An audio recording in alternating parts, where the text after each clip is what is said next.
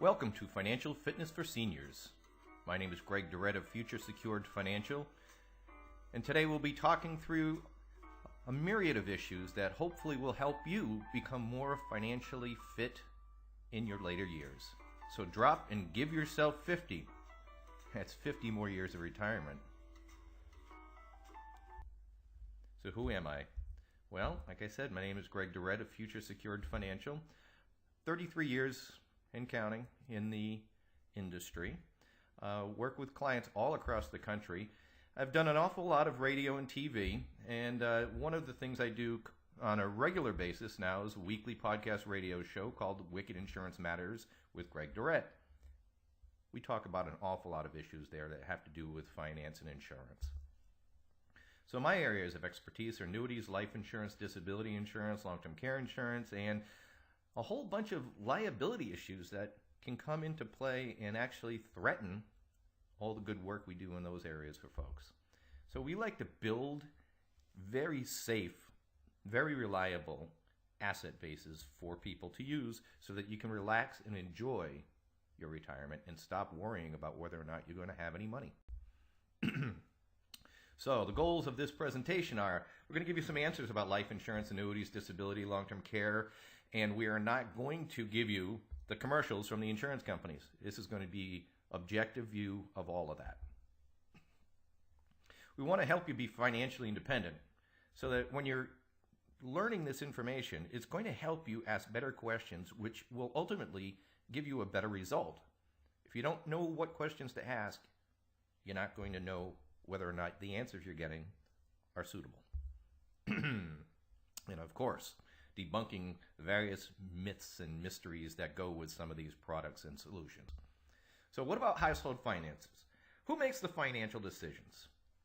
You know, there's an old joke out there that the man will say, well, I'm the head of the household, but my wife is the decision maker. That very well may be true. It's true in a lot of households. But in reality, what people do is they talk and they coordinate. That's an important thing to do. Now, if you have somebody who's making those decisions on the one-offs, that's great.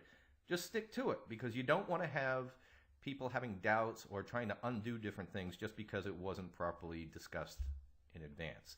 So how do you come to those decisions? Are they based now or future or a combination? Obviously, we'd like to see you thinking in terms of both. You have government benefits that come into play too. And that's often going to make a different set of decisions happen as a result of trying to either get or preserve various government benefits.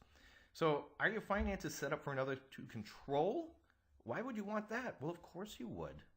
Because at a certain point, you may not be able to control them yourself.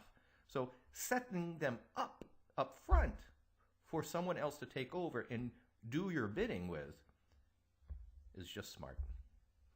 Now, you don't want the government to take that role, though, right? That can really be devastating for your money and your heirs and everything else. So trying to make sure that you're setting it up with the person or persons that you choose, as opposed to the government choosing, makes a whole lot of sense there, too. So our inheritance is important to you. And if they are, and you want to give them, my one caution is this: do not make them surprise inheritances.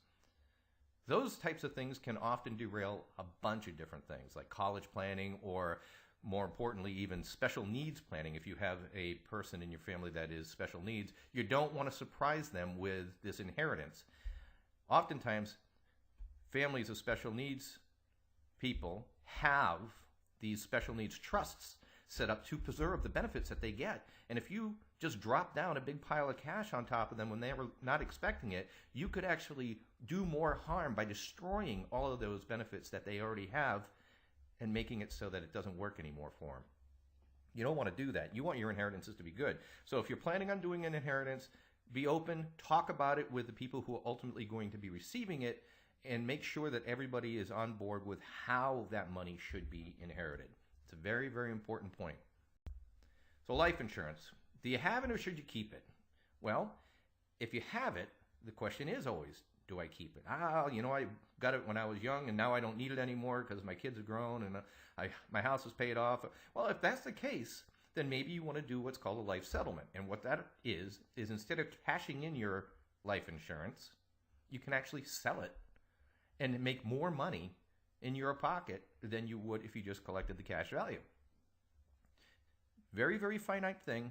You want to be very, very careful about it. But if it's something where you're considering giving up your life insurance, this is something you really need to pay attention to as an option. All right. Why is it a good idea to keep it? Well, a lot of times people say, well, you know what? I don't need it because everything's paid off. Well, now that means you have assets. So your heirs may be incurring some estate taxes when you pass, and that life insurance would come into play to help offset some of that. Keep in mind, life insurance proceeds pay income tax free, federal income tax free. All right, that's very important. So that's a nice thing, nice little thing that an arrow would have in your quiver of estate planning. So who benefits is very important. You've got to make sure your beneficiary statements align with what it is that you want to have happen. That means that if you have a trust, make sure that the trust is set up, and maybe you even have a specialized irrevocable life insurance trust, and of course that's going to have a varying number of benefits for you as well, particularly on a tax side. So you got to make sure that your bills are taken care of, and if this life insurance is important for that, well, you know what? You got to keep it. But what does it cost to keep? If the cost to keep it is greater than your bills, why would you do that? Save the money and use the money that you save for the bills. Right? Now, it does cost more to get the longer you wait to get it. Typically, you're not getting healthier as you get older, and you are getting older as you get older. So try to get it as soon as possible if you are foreseeing a need on all these various things to have it. What can you get? A lot of people think they can't get it because they're getting older. Well, that's not true. Most people, regardless of age, can get insurance. You should never assign your benefits to anybody that you don't trust. All right? That means put it in your trust, put your beneficiary statements to people you know, and there are certain ways, by the way, to make sure those beneficiary statements work for your children or grandchildren and not the ex-spouse of your children. All right, disability insurance. Well, you know what? It's not an issue unless you were disabled during your productive years because you can't get it typically after age 65. So if you're needing to transition because of that disability from a private pay, because maybe you're running out of money on that, and you're going to go into government pay, it is very highly specialized. You're going to need a lawyer. It's very important to help with getting that process set up properly. All right. If you have your own coverage, your legal issues probably are not going to be there, but you want to make sure that if it is there, you're just combining that world of legal and insurance. Long-term care insurance, all right? You can get your own, or you can get government care. Now, depending on how old you are, depends on whether or not you can get your own, and also your health. Government care, of course, you know, we all know what that means. It means you got to spend down to poverty levels and then let the system take over. Typically not your best option, and having a trust in place for 5 years or more, properly written trust, will actually take care of that for you. But you know, the other thing is too that if you're using government care, they're going to limit you to the facilities and the providers that only they approve, not the ones you want. So you can control your assets if you have this trust thing set up and you have enough money to fund it. There are traditional products that you can buy regular life insurance on an approaching basis, depending on your age, of course. And of course, there are also hybrids, which allow you to put larger sums away. You earmark those funds for this type of care. And if you were to pass away without having used it, only used a portion of it, the balance plus would actually convert into a federal income tax-free benefit to your estate. All right, so money makes people funny. Why? Because everybody wants it, right? And then once they get it, they have to have it, right? That's a beautiful thing. You want to go get it, you want to have it. All right, now you have it. Now what do you do? Well, start a budget, folks. Start a budget.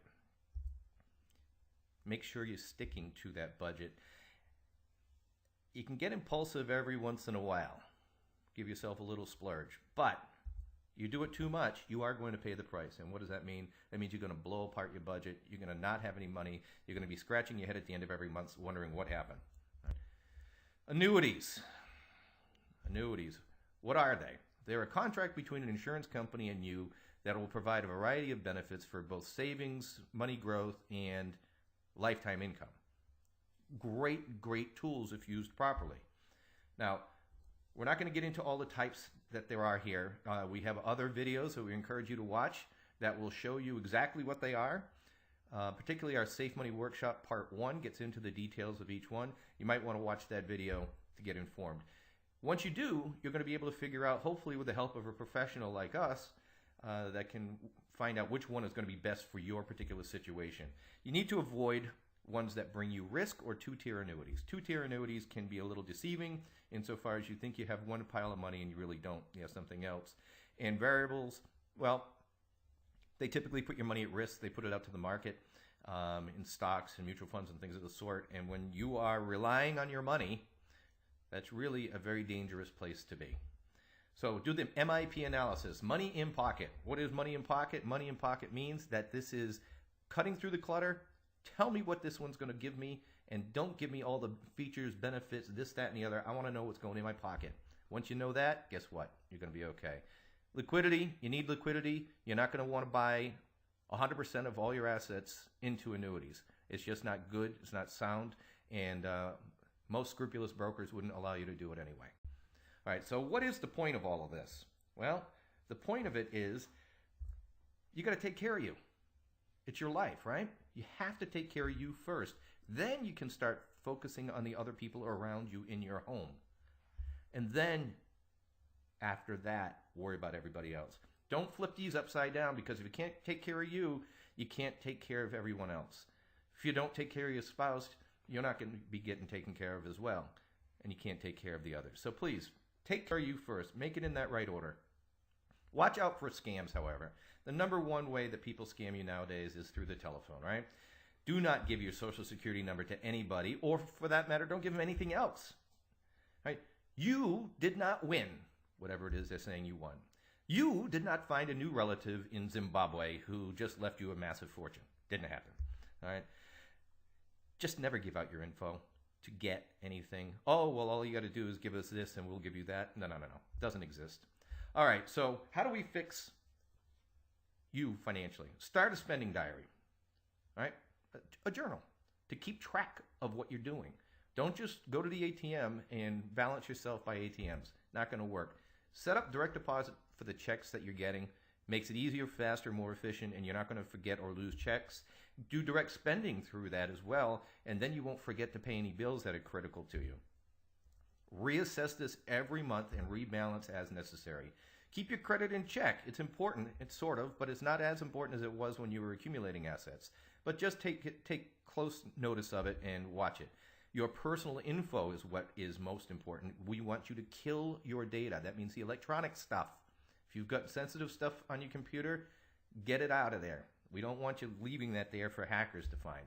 And on the paper stuff, get a shredder and just shred, baby, shred. We don't want any of your personal stuff out there in the world. All right, so you need to avoid unscrupulous folks. Your money is yours, and you need to protect it with all of your might. You want to check out everyone. That includes folks like me, legal, banking, those benevolent societies, all those things. Check them out. If you cannot verify that they are legal, real entities, they shouldn't get a penny of your money. Now, retirement plans, we're going to also say, look, take a look at all these different retirement plans and things that come into making a solid retirement plan, and know that we've addressed each one of these things in greater detail in our other presentations. Please take a look at them there. All right, what do you do if you have no money? Well, there's not a lot you can do, I have to be honest with you. But if you know you might run out of money, take appropriate steps to make sure you don't. That means talking to a professional before the problem becomes too big. You need to make sure that your financial and legal people are working together. If they do, everything will work the way you want it to work. If you don't, it won't. So if you want more information, again, my name is Greg Durrett with Future Secured Financial. You can reach out to me in my website, futuresecuredfinancial.com. Direct phone number of 978-509-2941, or drop me an email, gdurrett@futuresecuredfinancial.com. I hope you found this to be helpful. Thanks.